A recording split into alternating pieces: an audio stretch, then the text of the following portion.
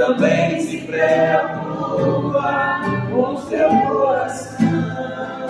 Ora a Deus. E faz tudo para não te ver sofrer. Tem te lembrar. Se alguma vez Jesus te abandonou, tem te lembrar. Quantas vezes Ele já te levantou, tem te lembrar. Quantas vezes Ele já te levantou, tem te lembrar. Se alguma vez Jesus te abandonou, tem te lembrar. Quantas vezes Ele já te levantou.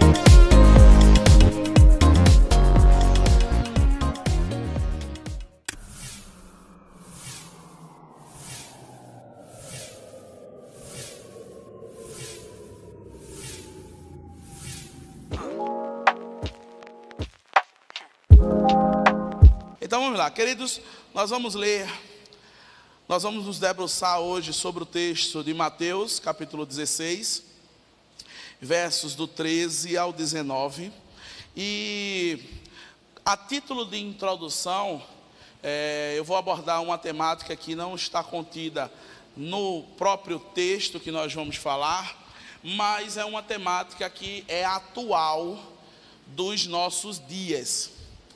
Nós nos deparamos aí, nessa semana, com um fenômeno que está acontecendo no mundo.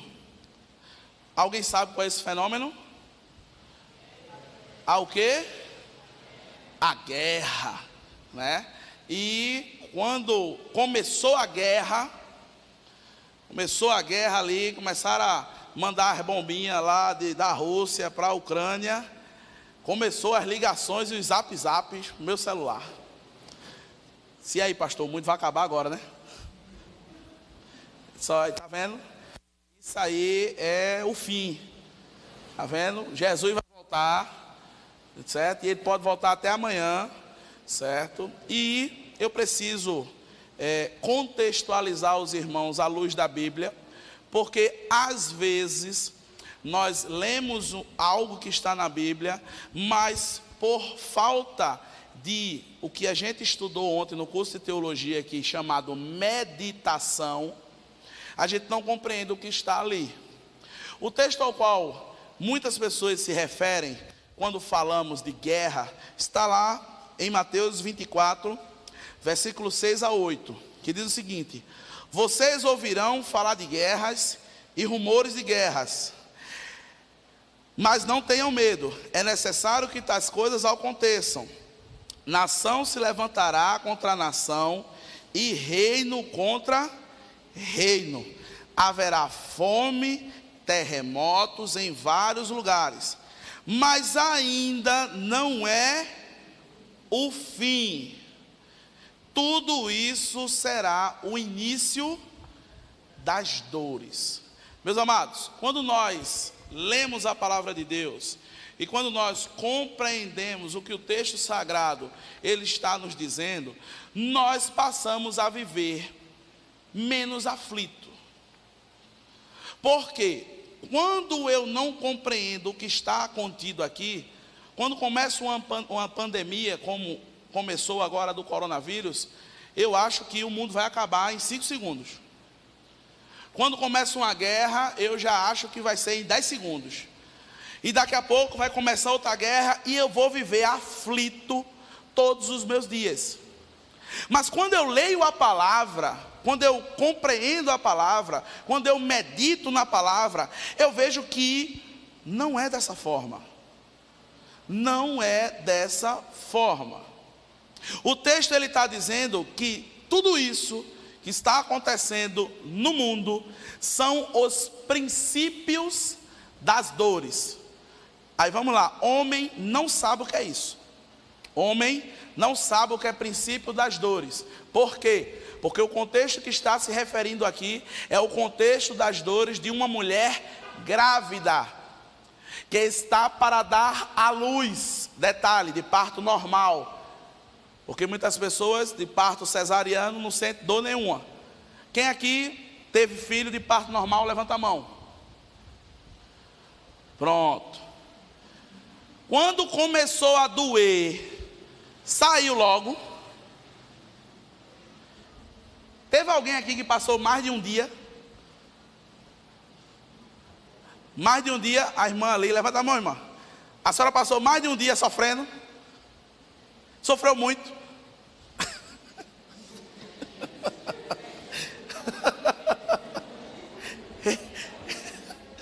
Eu imagino, irmã. Eu imagino, viu? Eu não sei não.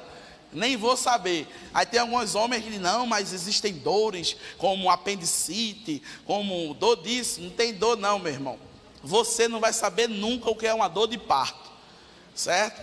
Não se meta nesse negócio aí não, porque Deus não botou você para entender isso não, certo? Deus botou você para ajudar a sua esposa, e tal. Quando eu estava com Eliane, agora com Josué, tinha hora que ela se tremia todinha assim. Eu digo, misericórdia, vai sair agora, mas, meu Deus. Começou, ela pode dizer melhor do que eu, mas ela não está aí não. Começou a doer, eu acho que era 3 horas da manhã. Josué desceu, era 6 horas da noite. Então, o que é que a Bíblia está dizendo?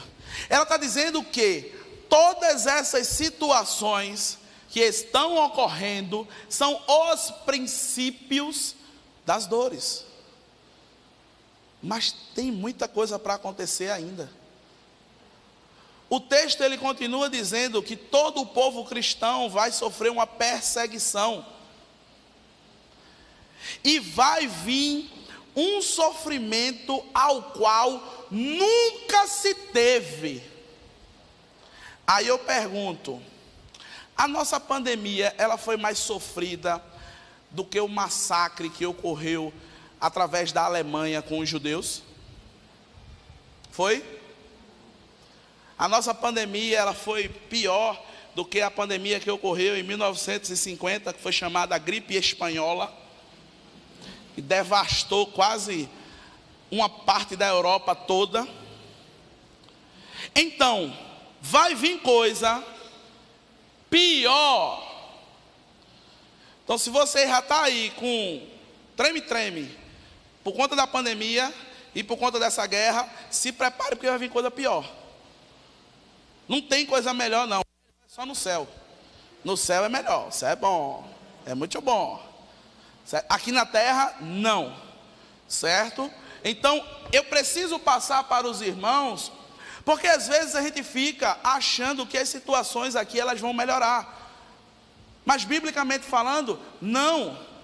Mas nós, enquanto cristãos, podemos viver o céu aqui na terra, mesmo em meio a todas as dificuldades, quando nós interiorizamos o que acabamos de cantar.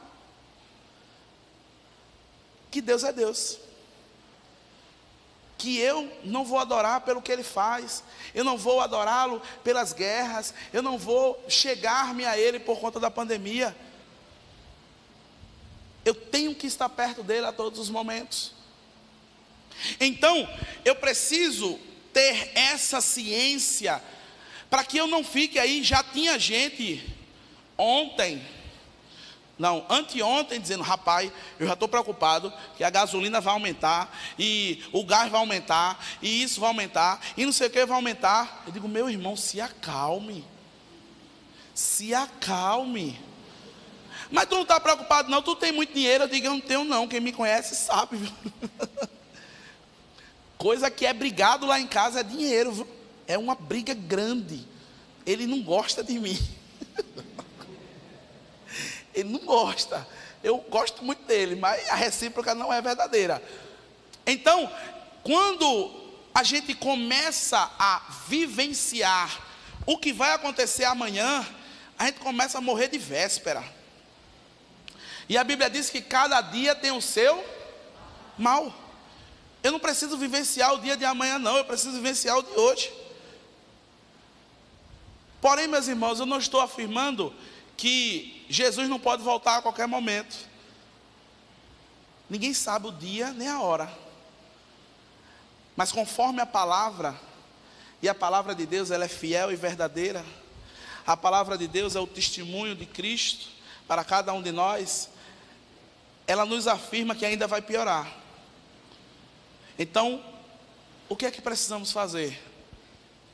Nos tranquilizar, lançando sobre Ele todas as nossas ansiedades, porque é Ele e não a economia, é Ele, não o ministro da saúde, é Ele e não a guerra que vai cuidar de você.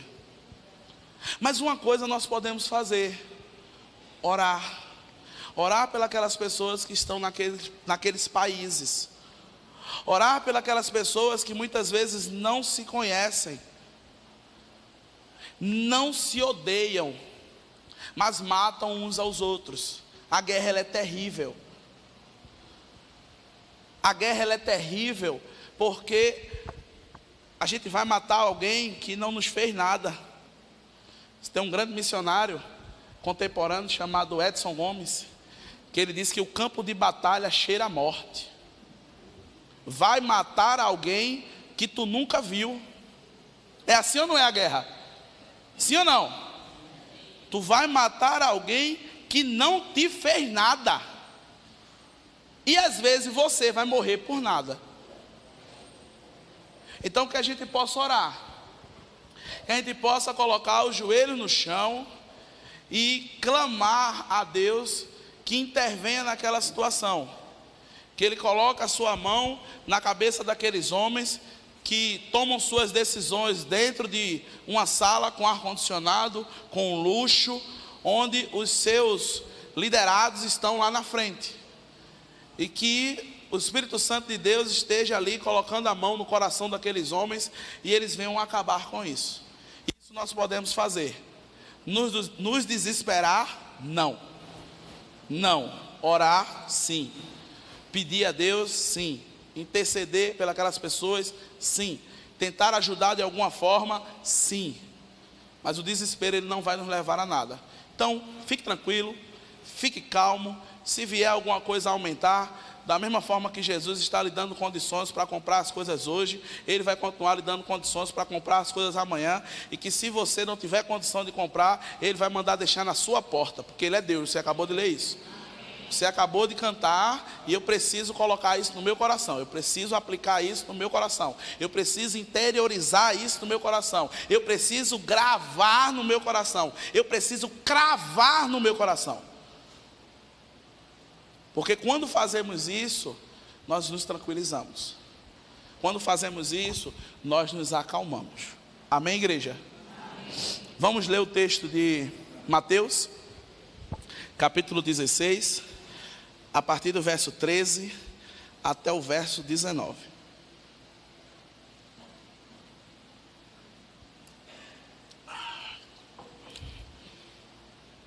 Diz assim a palavra de Deus: Indo Jesus para os lados de Cesareia de Filipe, perguntou a seus discípulos: quem diz o povo ser o Filho do Homem?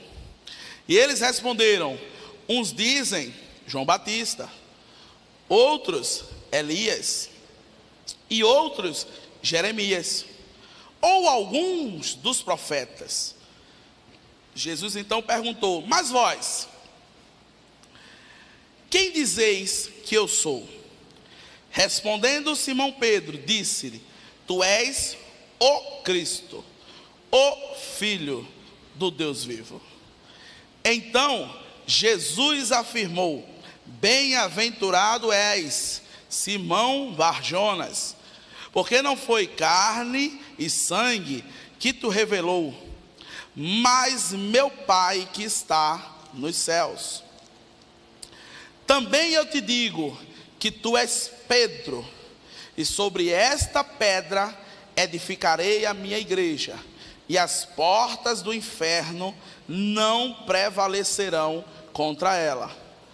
Dar-te-ei as chaves do reino dos céus. O que ligares na terra terá sido ligado nos céus, e o que desligardes na terra terá sido desligado nos céus. Feche seus olhos, não feche a sua Bíblia, e vamos orar. Senhor, muito obrigado, Pai. Grato estamos por estar na Tua presença, Pai. Somos felizes, mais do que felizes, pela oportunidade grandiosa que o Senhor nos concede de estarmos sentados, tranquilos, ouvindo a Tua voz. Onde talvez em outros países, como aqueles que estão em guerra, isso não é possível, Pai. Pessoas estão angustiadas, pessoas estão aflitas, pessoas não sabem o que irá acontecer daqui a pouco, mas nós estamos aqui tranquilos, Pai. Muito obrigado por isso. Muito obrigado por todos os livramentos que o Senhor concede a cada um de nós, principalmente, Pai, aquele que não vimos. Continua falando conosco. Continua falando conosco, assim como o Senhor já vem falando desde o começo desse culto. através dos louvores, através das leituras. Recebe, Pai, essa oração, assim como o Senhor recebeu as demais que foram feitas aqui, como um cheiro agradável às tuas narinas, Pai. Que o teu nome, ele cada dia mais cresça e o meu diminua. Que o teu nome seja glorificado, onde todo joelho se dobre, toda língua confesse que só tu, Pai, és o Todo-Poderoso. Muito obrigado, mais uma vez, pela minha vida, pela vida da minha família, e também por todas as famílias que estão presentes nesse recinto, aquelas que acompanham através desse equipamento de mídia, e aquelas que ainda irão acompanhar, Pai. Muito obrigado. Te peço que tenha misericórdia. Vai até, Pai, esses países onde estão em guerras, e aquelas pessoas que estão com o coração contrito, acalenta-los, Pai. Aquelas pessoas que estão precisando de uma ajuda, que o Senhor seja o auxílio para eles nesse momento.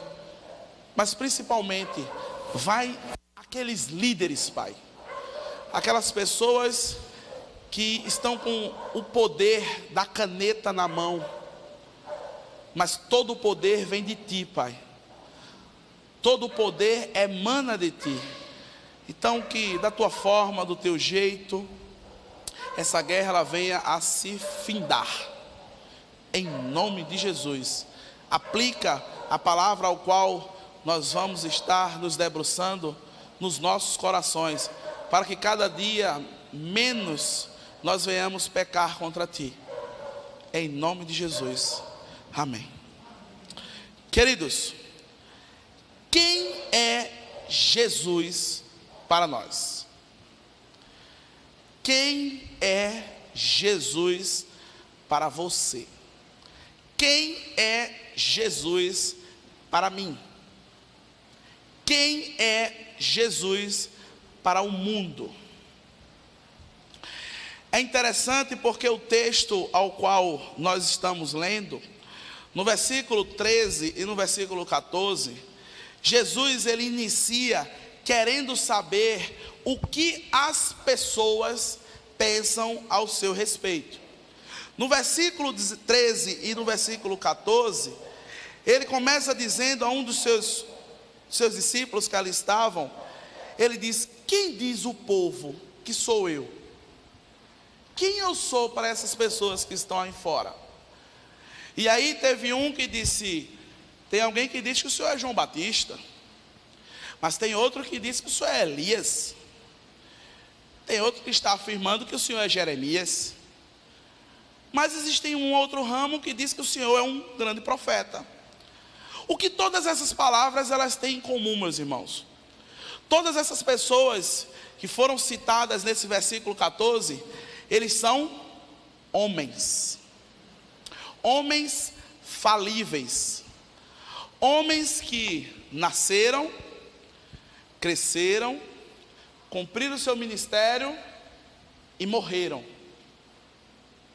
Para o mundo ao qual Jesus estava inserido, ele era apenas um homem poderoso, aquela pessoa que tinha o poder de curar, de libertar, aquela pessoa que talvez fosse um gênio da lâmpada.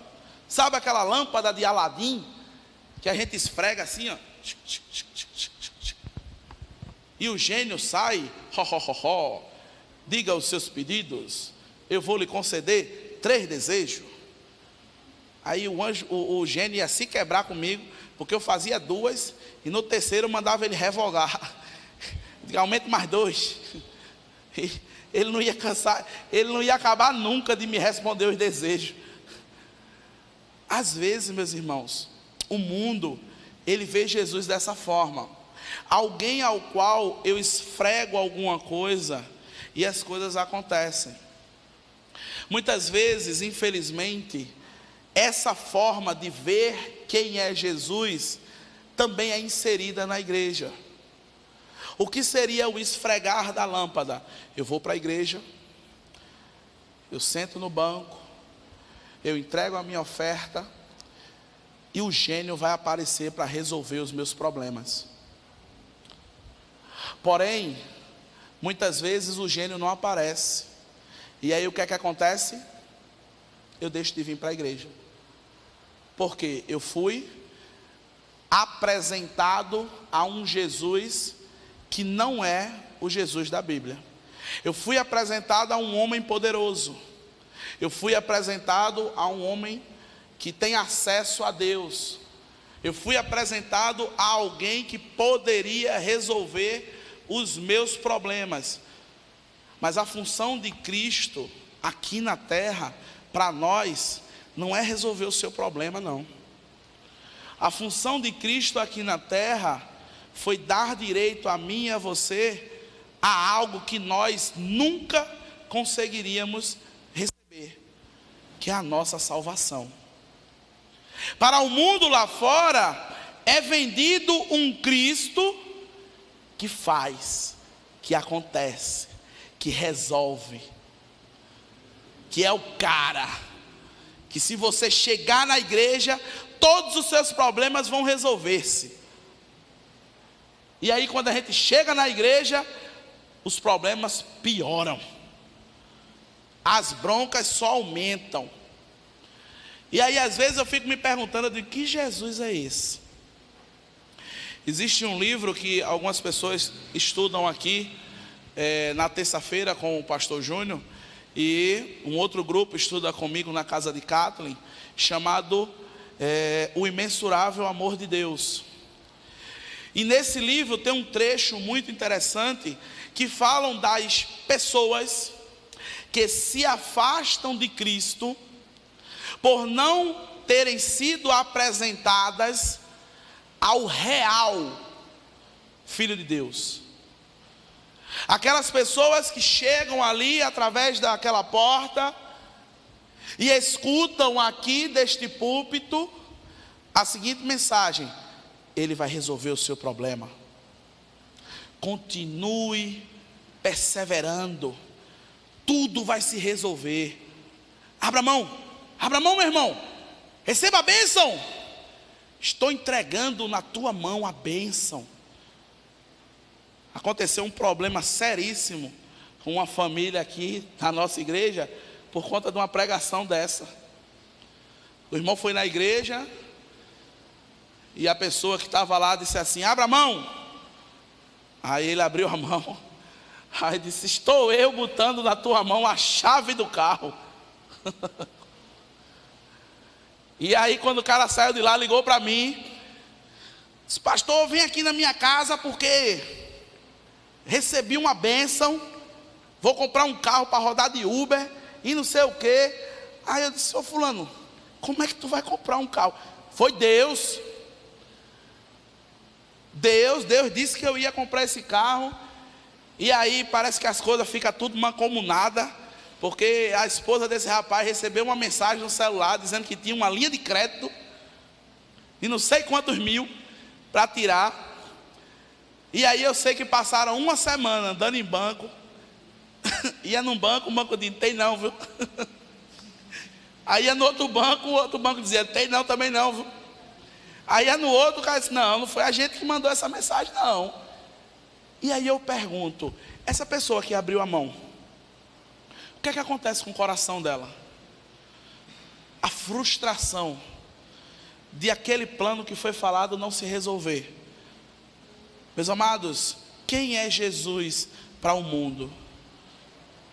Nós precisamos ter em mente, de fato, o que Pedro, ele fala no versículo 19, e no versículo 15 e no versículo 16. Porque o mundo vai chegar até você, viu? Esse mundo que conhece Jesus como um grande profeta, ele vai chegar até você. Ele vai dizer: rapaz, eu quero saber quem é esse Jesus. Mas por quê, meu irmão? Porque eu estou passando por uma dificuldade grande lá em casa e tal. Aí você vai dizer: olha, lê o Salmo 123, ou lê o Salmo 23, ou lê o Salmo 91, e tudo vai se resolver.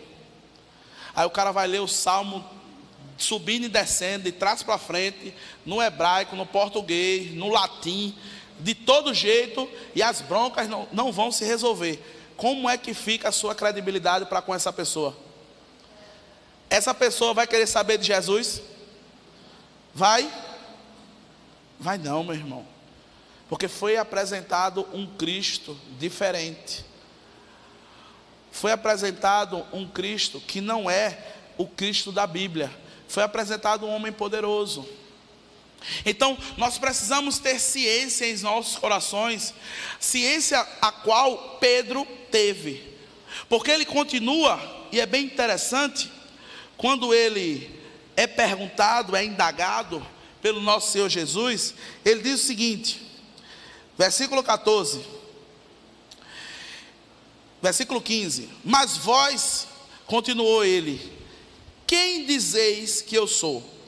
Aí Pedro tomou logo a frente e disse, tu és o Cristo, o Filho do Deus vivo. Meus amados, essa confissão de Pedro, ela tem um peso extraordinário para cada um de nós.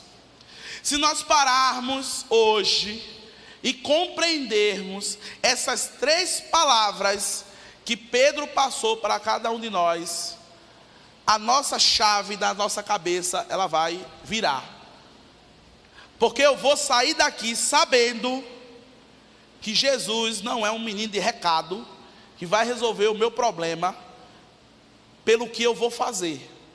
Eu vou sair daqui entendendo que Jesus, ele é o Deus Todo-Poderoso, Criador dos céus e da terra, que está do meu lado, que fez com que o Espírito Santo viesse habitar dentro de mim, e que no momento certo, na hora certa, ele vai resolver.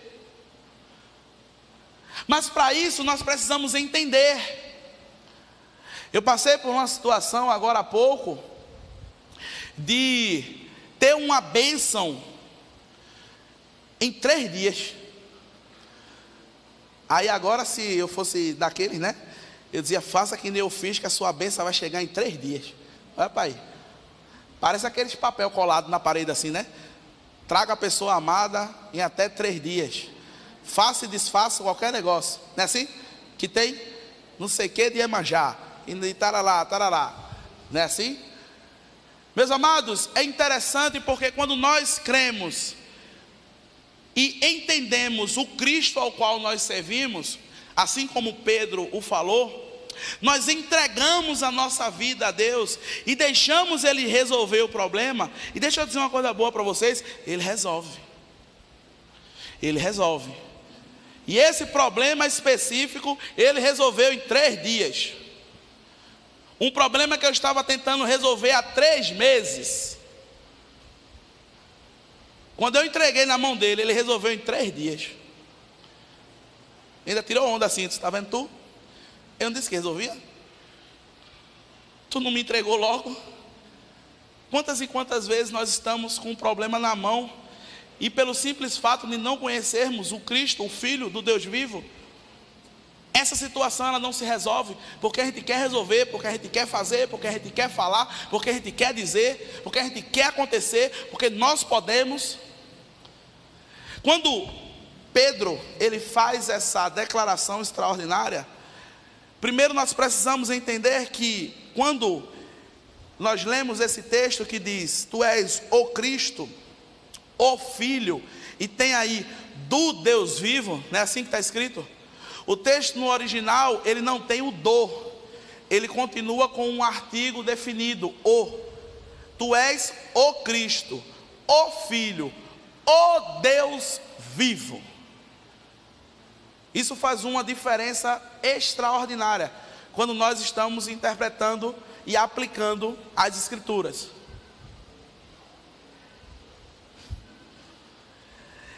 Quando ele diz que Jesus, aquele homem que ali está, ele é o Cristo, ele está afirmando para cada um de nós que aquele ali é o escolhido de Deus, aquele ali é o ungido de Deus, aquele ali foi ao qual Deus escolheu para libertar o povo da escravidão do pecado.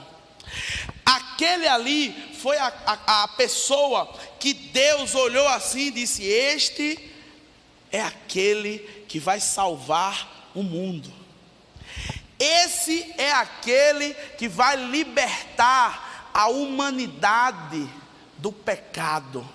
Meus irmãos, esse é o que vai pagar a conta que não existia fim, chamada pecado.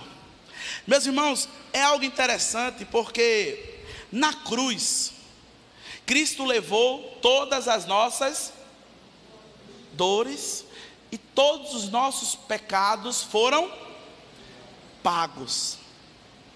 Aquele que fizemos, aquele que estamos fazendo e aqueles que ainda vamos fazer. Se nós pararmos para fazer uma continha de padaria ligeirinho, a gente vai chegar em um número astronômico de pecados perdoados por Cristo, ao qual Ele estava levando lá na cruz do Calvário.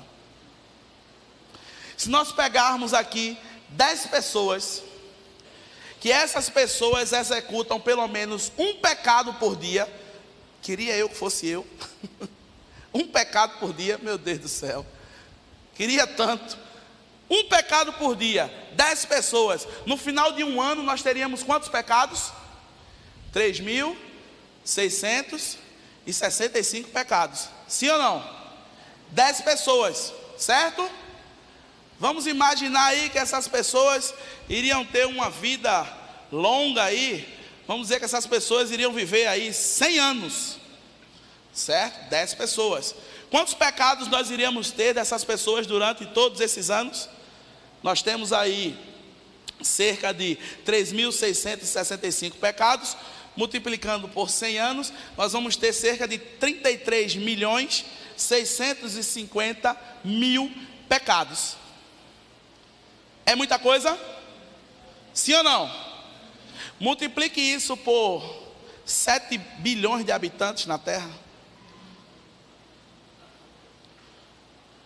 Multiplique isso por 2.000 anos. 2.000 não, né?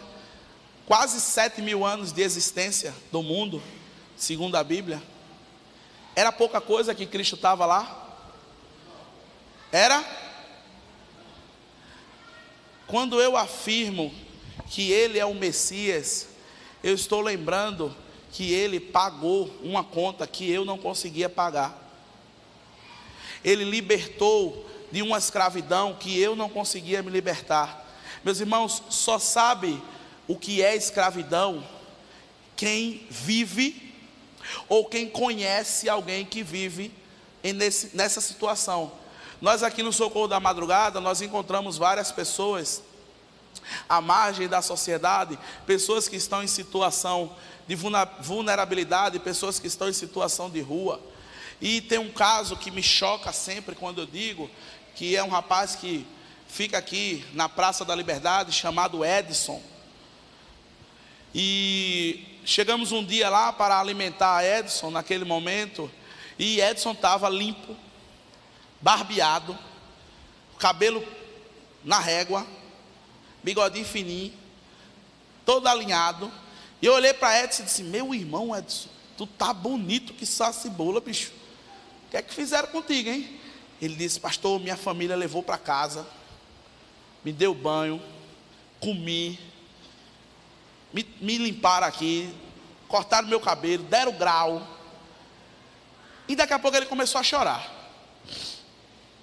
Eu esperei.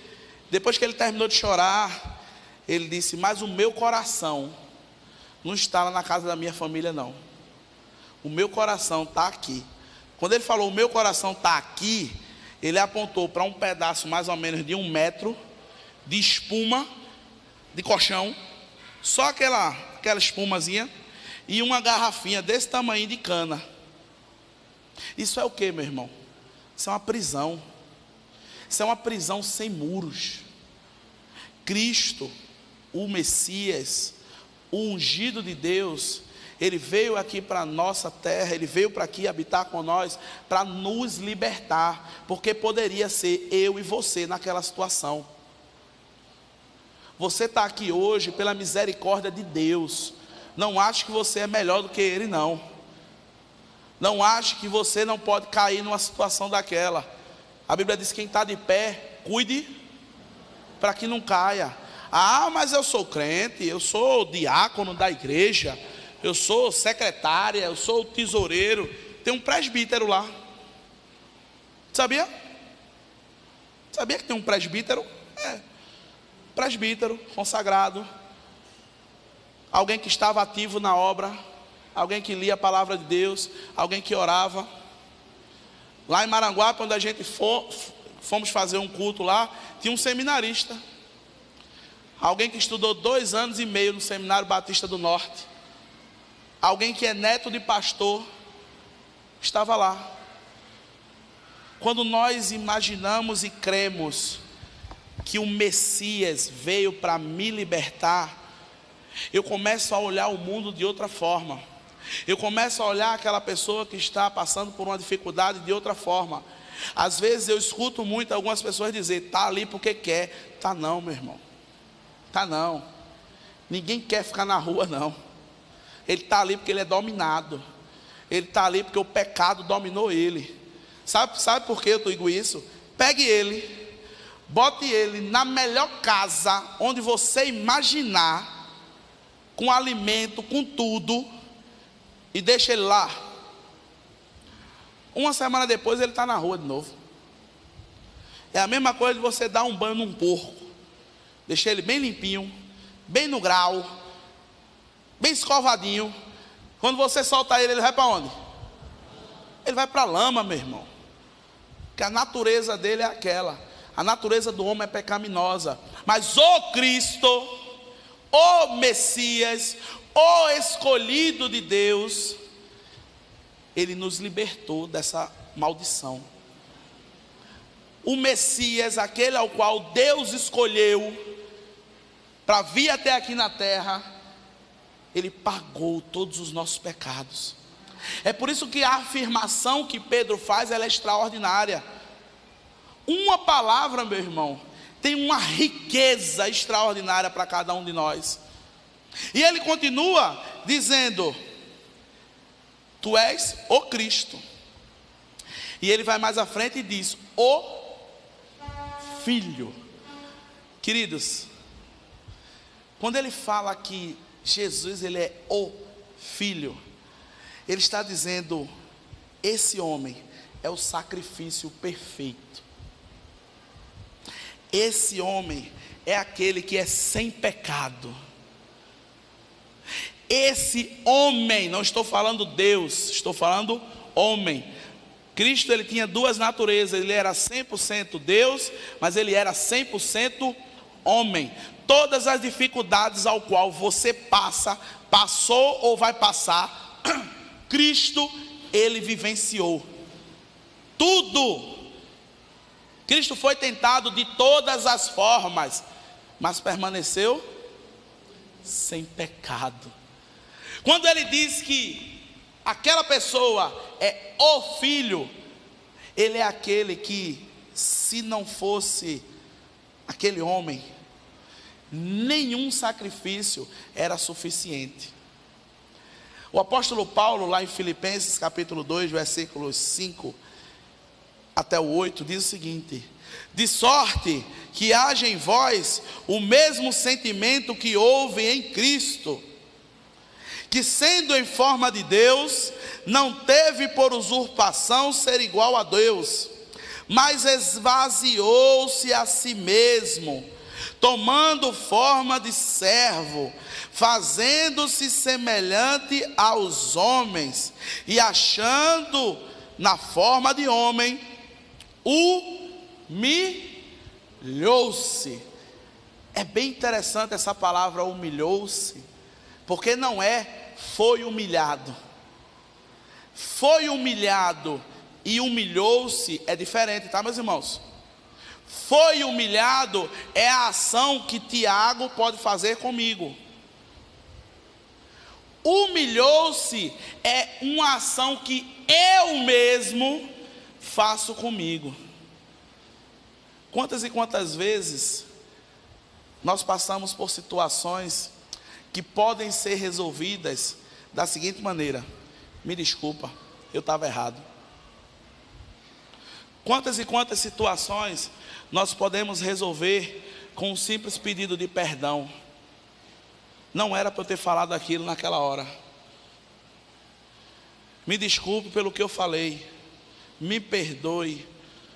Quantas e quantas guerras poderiam ser impedidas se nós vivenciássemos o Filho, o sacrifício perfeito, aquela pessoa que não tem um egoísmo dentro de si, aquela pessoa que considera o outro maior do que ele, aquela pessoa que quando chega num lugar, ela procura o pior lugar para se sentar, e que se estiver que alguém venha o exaltar, que assim o faça, mas se também não estiver que aquilo tenha que ser exaltado, ele vai continuar naquele mesmo lugar. Meus irmãos, Pedro, quando ele faz essa afirmação, ele quer nos ensinar quem é esse Jesus, que todo domingo você vem aqui ouvir falar sobre ele, e você vai continuar ouvindo falar, porque eu não sei se você percebe, mas eu só prego sobre Jesus. Não tem outra coisa que eu preciso falar. Alguém já chegou para até me dizer: rapaz, você não cansa de falar de Jesus, não? Eu digo: não. Toda mensagem que você faz, você coloca Jesus no meio. É claro, ele está no meio. Eu não posso tirar ele. Eu tenho que falar sobre ele, porque é dele, por ele e para ele, que são todas as coisas. Se o irmão estiver incomodado, eu não posso fazer muita coisa não. O Cristo, o Filho. Mas ele continua dizendo que ele é o Deus, o quê? O quê? Vivo. Meus irmãos, pegue bem essa palavra, porque quando Pedro está falando aqui, ele é o Deus vivo. Ele não é um Deus de pedra, ele não é um Deus de metal, ele não é um Deus que pode ser achado, os seus restos mortais, em algum túmulo espalhado pelo mundo. Ele é o Deus vivo, aquele que criou todas as coisas por intermédio da sua palavra, e que sem essa palavra nada conseguiria vir à existência. E uma coisa interessante, ele está vivo. Sabe onde é que ele está? Fisicamente, no céu. Espiritualmente, do seu lado, dentro de você. Ele não te abandona, ele não te deixa só. Quando ele disse que ia subir aos céus, ele disse que não nos ia deixar órfãos. Ele não nos ia deixar órfãos. Órfão significa o quê? Uma pessoa órfã não tem o quê? O pai e a mãe para uma criança é o quê? O maior referencial, sim ou não? Cristo não te abandonou, não. O Deus vivo está do teu lado. Ele disse que não ia deixar você órfão. Ele iria mandar o Consolador, aquele que iria habitar dentro de você, aquele que quando você quisesse ir para a esquerda, ele ia dizer vá para a direita, e que muitas vezes nós chamamos de consciência. Eu chamo de Espírito Santo de Deus. Aquilo que às vezes a gente quer fazer alguma coisa e ele puxa o freio de mão. Não faça assim não, não diga isso não, vá por esse canto. Mas às vezes eu sou tão teimoso que eu quero fazer do meu jeito, da minha forma. Mas eu preciso abraçar a ideia que um jovem diz que Pedro está dando aqui. Eu preciso crer que esse Jesus não é só um grande homem, não é aquele que vai resolver os meus problemas. Ele é o escolhido de Deus.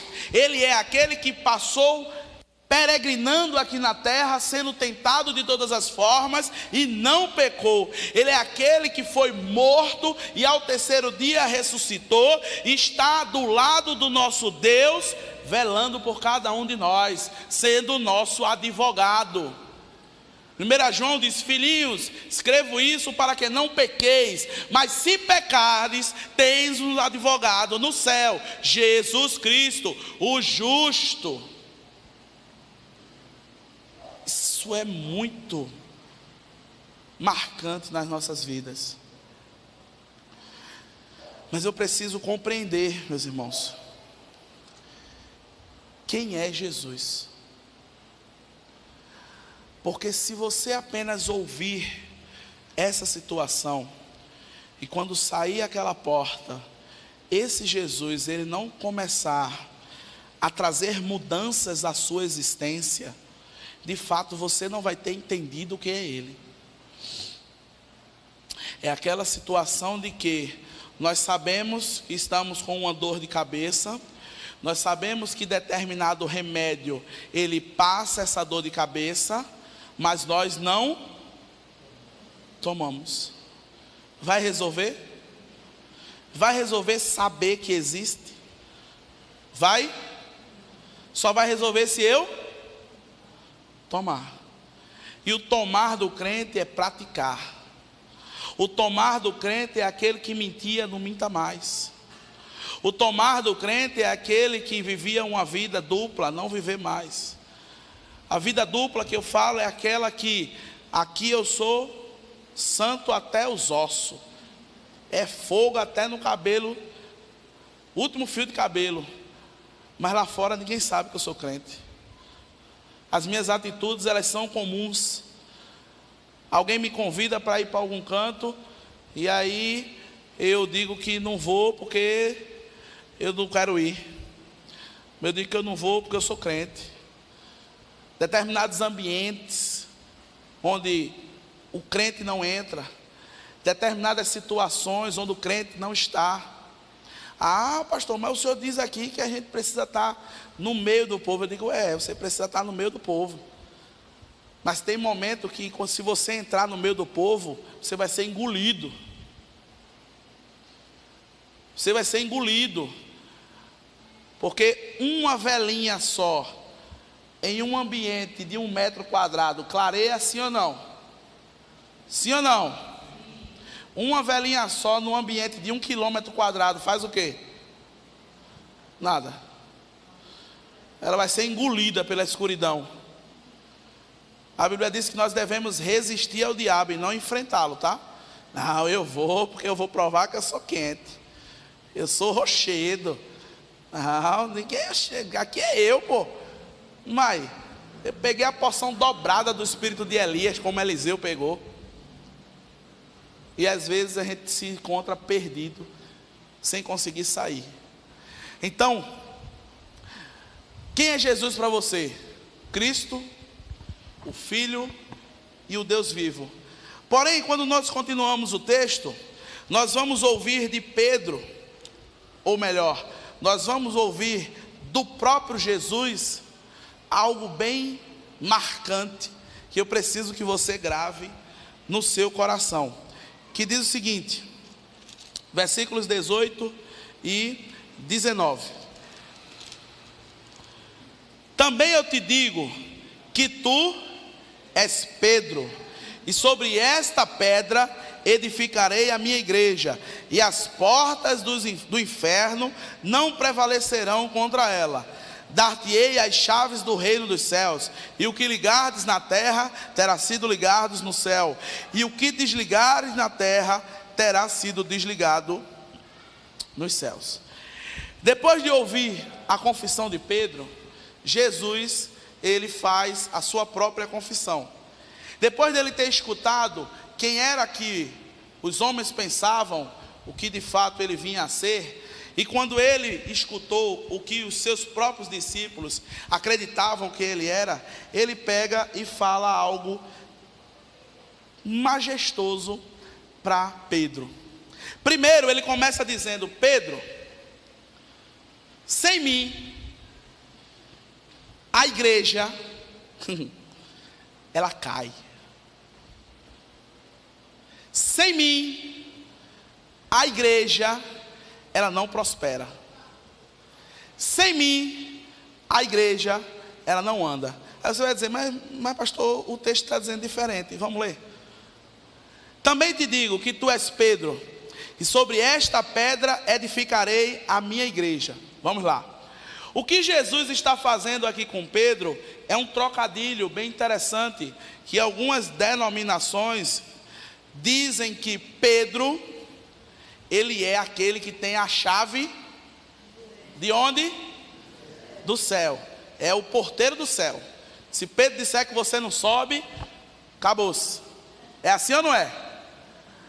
Mas o que Jesus está dizendo ali é o seguinte: ele olha para Pedro, e o nome Pedro no grego é Petros, e Jesus ele faz um trocadilho dizendo: Pedro, tu és uma pedrinha bem pequenininha, mas sobre esta pedra, que sou eu, a pedra angular. Os irmãos sabem o que é a pedra angular? Sim ou não? Alguém sabe aqui o que é uma pedra angular? Uma pedra fundamental. Alguém sabe o que é uma pedra fundamental? Ninguém sabe? Vamos lá. Olhem para esse arco que está aí na porta. Estão vendo esse arco aí? Sim ou não? Estão vendo aí? Pronto. Hoje em dia isso é feito de uma forma, mas nos tempos de Jesus existia uma formação rochosa, onde ia se colocando pedras sobre pedras, e chegava a uma angulação que ele pegava uma pedra maior, mais pesada, e colocava no centro. E quando ele colocava aquela pedra no centro, aquela estrutura, ela ficava perfeita.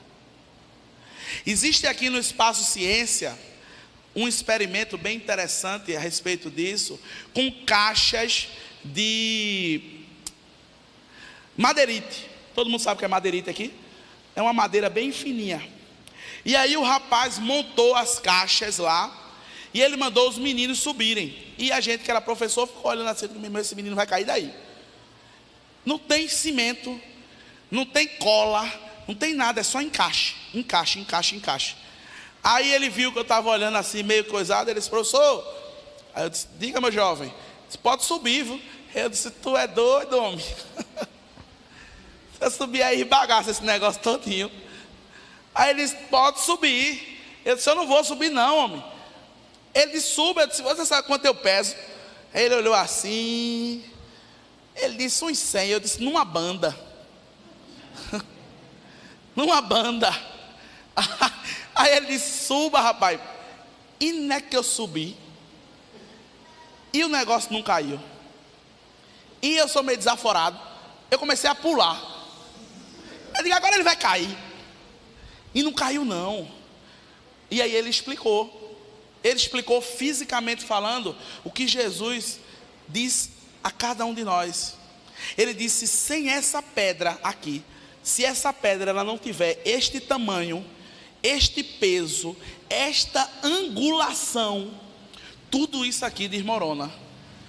O que Jesus está afirmando a Pedro é que sem ele nada podemos fazer. O que Jesus está dizendo a Pedro é dizer: olha, meu irmão, tu pode fazer chover, mas se eu não tiver no negócio, não adianta não. O que Jesus está dizendo a mim e a você é que ele precisa ser a pedra angular da nossa vida, porque senão a nossa vida ela vai estar desmoronando de palmo em palmo, meu irmão. Você vai começar a construir, daqui a pouco cai tudo, e depois você começa a construir, e depois cai de novo, e você começa a se perguntar: meu Deus do céu, tudo que eu começo a fazer dá errado porque começou errado, meu irmão. Dá errado porque você não chamou Jesus. Dá errado porque você não colocou a pedra fundamental. Dá errado porque você não colocou a pedra angular. E a igreja, ela não vai para frente se Jesus não estiver no centro dela. Isso foi o que o nosso próprio Senhor disse a Pedro. Ele disse: Pedro, tu é uma pedrinha bem pequenininha, mas sobre a minha palavra, sobre a minha pessoa, a igreja vai ser edificada. E aí ele continua dizendo um negócio bem massa, que ele diz que as portas do inferno não prevalecerão. Meus irmãos, quem manda no inferno é quem? Quem? Não é Satanás, não? Tem certeza? E por que a gente tem um medo do infeliz do cão, hein?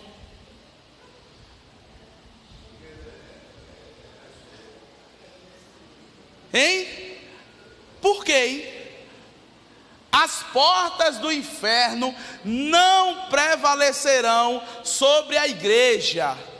Aquele, meu irmão, que está em Cristo, ele é mais do que vencedor.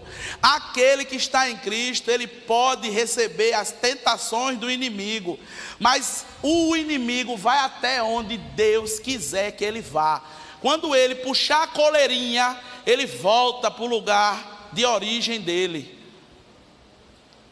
Nós precisamos entender que muitas vezes as coisas que não andam dentro de igreja, não é porque o inimigo está insatisfeito, não. É porque a igreja não ora, é porque o irmão não jejua, é porque a igreja não lê a palavra, é porque a igreja é fraca espiritualmente. Tem nada a ver com Satanás, não, meu irmão. A Bíblia diz que a porta do inferno não prevalecerá. Quando o crente ele entende quem é Jesus, que é o Cristo, é o Filho, é o Deus vivo, ninguém para. A igreja, sabe como é que eu afirmo isso? Sabe como é que eu afirmo isso? A história. Tentaram parar a igreja muitas vezes no período medieval, sim ou não? Quanto mais tentava, o que é que acontecia? Mas ela crescia. Quanto mais apertava, mais ela crescia. Tem um historiador chamado Flávio Joséfo, que ele afirma que o sangue do justo era como fertilizante para que o reino viesse a crescer, meu irmão.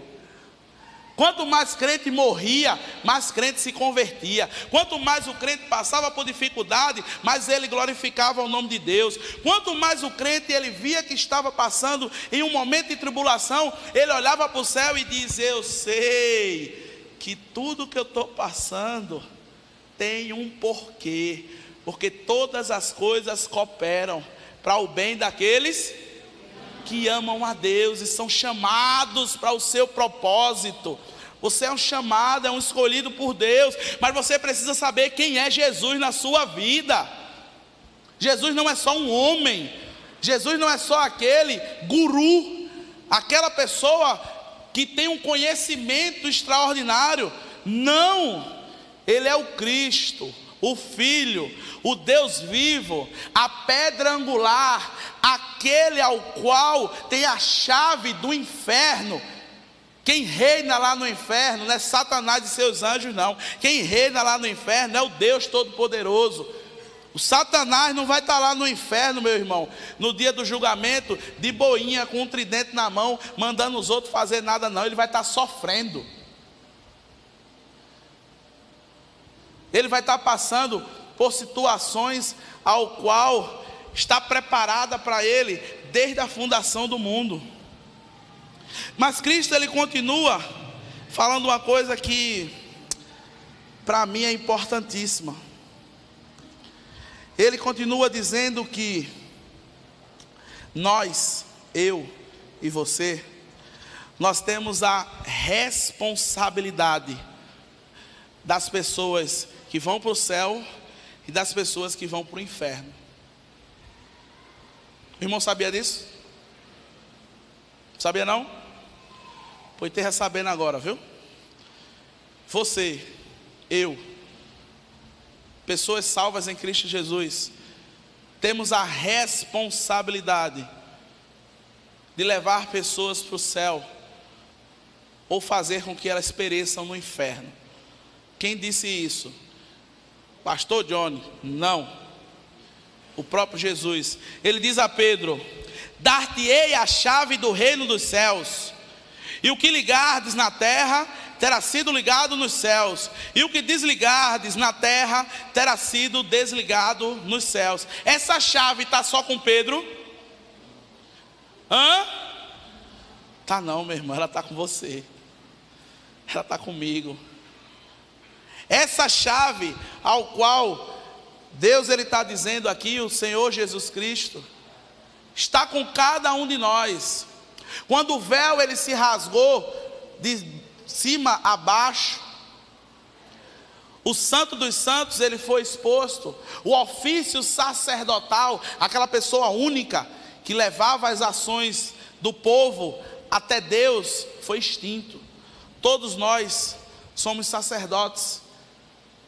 Todos nós somos profetas. Todos nós somos mensageiros. Mensageiros de quê? Paulo explica, Romanos capítulo 1, versículo 16.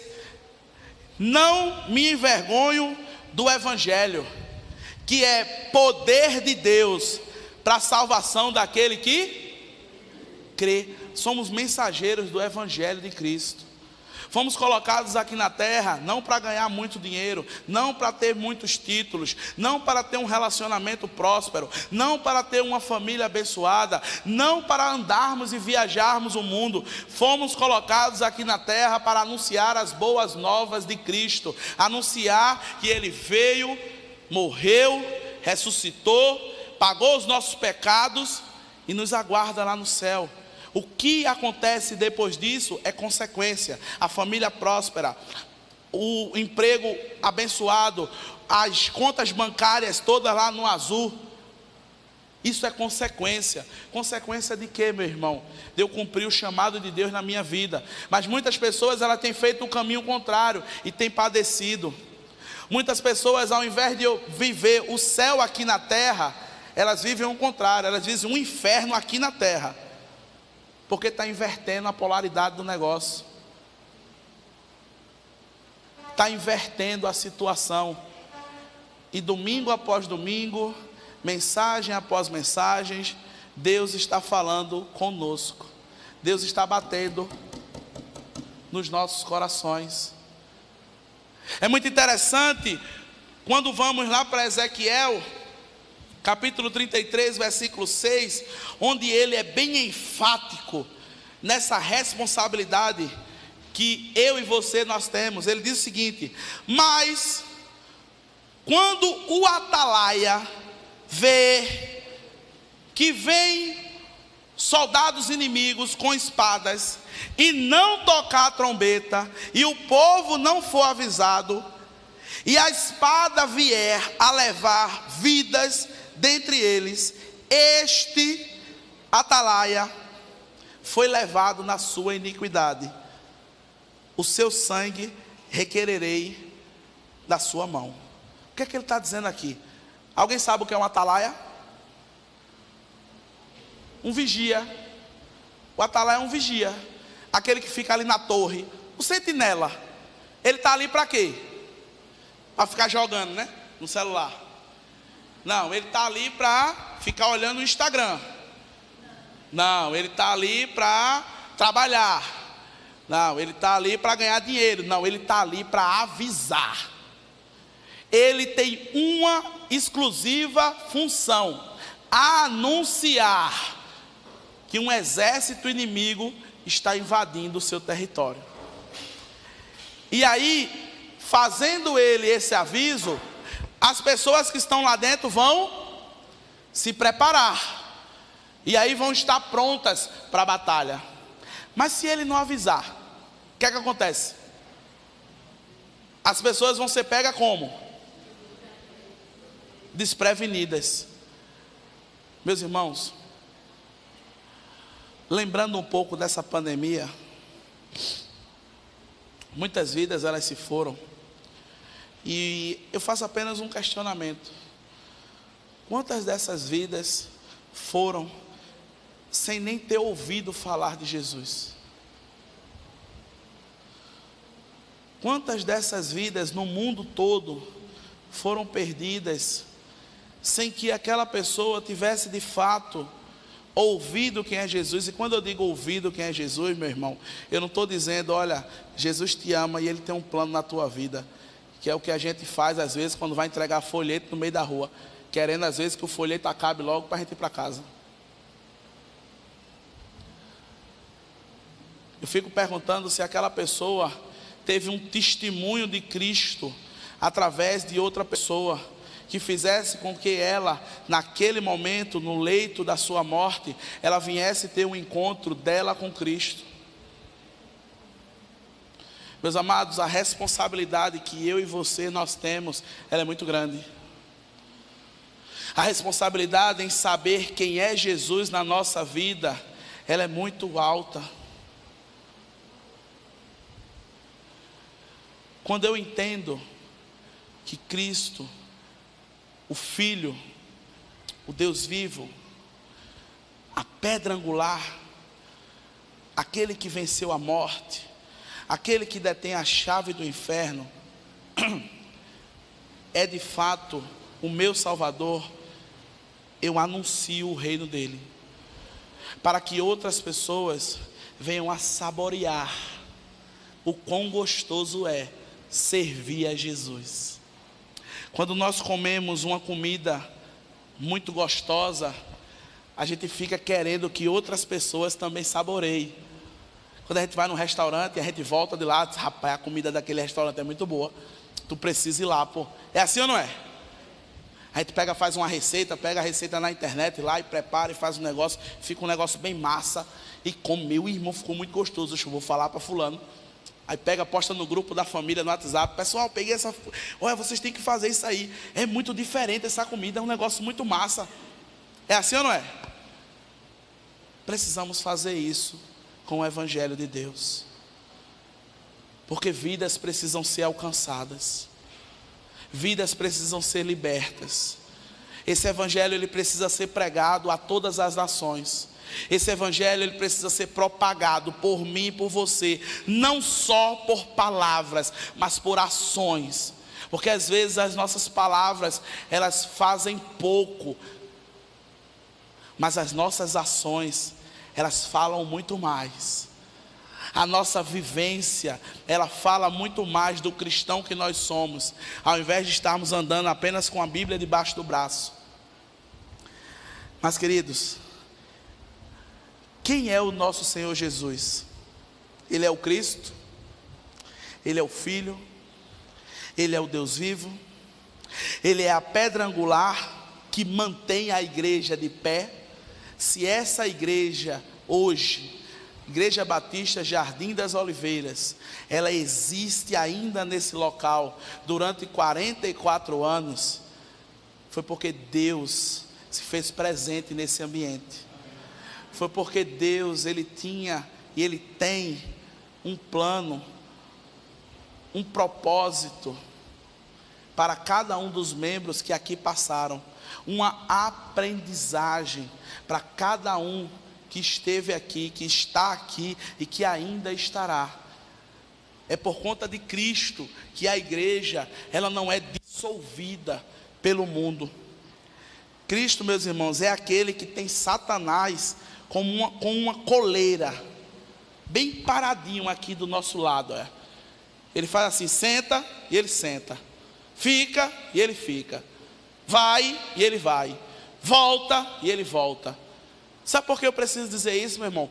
Porque às vezes a gente acha que Satanás é mais poderoso do que Jesus Cristo. Porque a gente acha que às vezes Jesus Cristo briga com Satanás. Às vezes a gente acha que lá no céu, quando Satanás ele se revoltou com seus anjos, e aí Deus se levantou do seu trono, e aí Miguel pegou uma espada, e Gabriel pegou lá um arco e flecha, e começou a batalha. Não foi assim não, meu irmão. Quando Satanás tentou se levantar, eu fico olhando, fico imaginando Deus só olhando para ele assim, ó, e ele descendo do céu abaixo, porque não precisa de uma palavra só do Deus Todo-Poderoso para fazer isso não, porque Ele é poderoso. Deus ele não se deu o luxo de lutar com o inimigo não, meu irmão, porque Ele é Deus. Deus ele não se dá o luxo de guerrear Não. Na tentação que Jesus Cristo passou com o diabo ficou ali até quando Jesus quis. Porque teve um momento que ele disse assim: vai-te embora daqui, infeliz. Foi assim ou não foi? Nas minhas palavras foi. Quando ele disse vai-te embora, ele ficou lá? Ficou? Ele demorou um pouquinho para ir embora? Ele saiu imediatamente. Quando nós vemos a trajetória de Jesus aqui na terra, com aquelas pessoas que estavam possessas de demônios, Jesus dizia sai, e ele saía imediatamente. E não é que nem aquele filho rebelde, que a gente diz sai, e o abençoado fica lá, e eu digo sai daí, para ele poder sair. Não, Jesus é poderoso, ele tem as chaves do inferno na mão, quem manda ali no pedaço é ele. Esse Jesus é aquele ao qual partilha a responsabilidade de levar vidas para o céu, comigo e com você. Ô meus irmãos, isso é um privilégio ou não? Sim ou não? Isso é uma coisa maravilhosa. Sabe por quê? Só leva ao céu quem é do céu. Só leva alguém à Câmara dos Deputados lá em Brasília quem é da Câmara do Deputado. Eu não sou. Eu quero levar Juan lá. Vai dar certo? Vai dar certo? Vai não. Quando eu chegar lá, Juan chorou. Eu disse, não, eu quero entrar. Aí disse, quem? Vocês dois? Vai não, me. Oxe, vocês são o que daqui? Nada. Volta. O andar de vocês é lá embaixo, não é aqui não. Mas queridos, nós poderíamos acrescentar uma palavra a mais de todos esses adjetivos que foram colocados aqui: o Cristo, o Filho, o Deus vivo, a pedra angular, aquele que detém a chave e o governo de todos os lugares, aquele que compartilha a responsabilidade comigo e com você. Tem uma palavra que a gente poderia acrescentar a mais. Sabe qual é? O amigo. O amigo. Jesus, ele é o meu amigo. Jesus, ele é o seu amigo. Muitas vezes nós confiamos em carros e em cavalos, mas a nossa confiança, ela tem que estar depositada no nosso Senhor Jesus Cristo. Sabe por quê, meu irmão? Ele é um amigo que me surpreende em todos os momentos. Essa semana, estava conversando com Kathleen e com Luciana, eu tive várias surpresas com esse amigo. Surpresas que eu tentei resolver durante um período, e quando eu entreguei na mão dele, ele resolveu. Muitas vezes, esse amigo está esperando apenas você entregar a sua vida a ele. Muitas vezes esse amigo está apenas esperando você entregar o seu problema a ele. Esse Jesus que nós aprendemos hoje, que nós reforçamos o que já sabíamos hoje, que nós reafirmamos tudo aquilo que já tínhamos vivenciado a respeito dele, hoje, ele também é o seu amigo. E é interessante, meus irmãos, que como filho, ele sentiu as minhas dores, como homem. Como filho, ele passou por tentações. Como filho, ele humilhou-se. Esse amigo, esse parceiro, como Cristo, ele me libertou das algemas que estavam me aprisionando. Quando eu falei do meu passado para ele, tem aquele filme que diz: o meu passado me condena, né? Quando eu falei do meu passado para Cristo, para o Filho, para o Deus vivo, ele não fez como outros amigos: menino, tu era prego batido e ponta virada, viu? Não. Esse amigo, quando eu contei a ele o meu passado, ele me perdoou. Ele disse: meu jovem, esquece dessas coisas que para trás ficaram, avança com foco em mim. Sabe por quê? Porque tudo isso já foi pago e teve um alto preço. Ele foi além. Ele me mostrou as suas mãos feridas por amor de muitas vidas. E uma dessas muitas vidas era eu e você. Oremos. Senhor, muito obrigado, Pai. Muito obrigado mais uma vez. O privilégio de ouvir a Tua palavra, Pai. Muito obrigado pela grande honra do Senhor mais uma vez reafirmar em nossos corações que nós não estamos só, que mesmo em meio a esse mundo tenebroso, o Senhor nos acompanha como um amigo que nos dá a mão, que nos coloca com os pés fincados sobre a rocha, que nos tira de um lago de lodo e enxofre. Não tem melhor amigo que o Senhor Jesus. E cada dia os teus servos estejam afirmando isso de todo o seu coração, de todo o seu entendimento, Pai. E que venhamos a praticar tudo o que o Senhor tem passado dia após dia para cada um de nós. Continua nos guiando, continua, Pai, nos erguendo. Naquele momento em que os teus servos estiverem prestes a cair, nos levanta com a tua poderosa mão, Pai. Te peço que o Senhor nos dê uma semana abençoada. Te peço que o Senhor continue habitando ricamente nos lares dos teus servos que estão aqui ou em casa ou em qualquer canto, Pai, do globo terra. E que o teu amor, o teu poderoso amor, Deus, esteja com cada um dos teus santos. Que a graça do nosso Senhor Jesus Cristo esteja indo nos quatro cantos da terra. Que as consolações do Espírito Santo de Deus esteja penetrando em cada ser deste vasto mundo. E que todos nós, crendo nessa palavra, venhamos juntos a dizer amém.